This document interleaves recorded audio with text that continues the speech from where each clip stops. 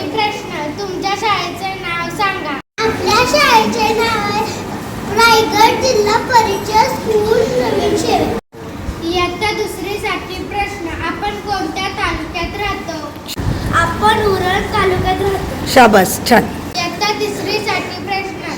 रायगड जिल्ह्यात एकूण किती तालुके आहेत? जिल्ह्यात एकूण 15 तालुके आहेत. शाबास, छान.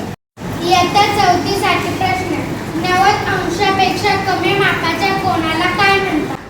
90 अंशापेक्षा कमी मापाच्या कोणाला लघुकोन असे म्हणतात. इयत्ता पाचवी साठी प्रश्न. भारताच्या राष्ट्रीय ध्वजाची रचना कोणी केली होती?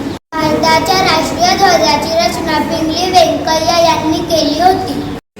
इयत्ता सहावी साठी प्रश्न. सूर्यमालेतील कोणता ग्रह घड्याळ? सूर्यमालेतील शुक्र हा ग्रह घड्याळाच्या काट्याप्रमाणे फिरतो. इयत्ता सातवी साठी प्रश्न. वनस्पती त्यांच्या पानावरील कोणत्या लहान छिद्रामधून श्वास घेतात?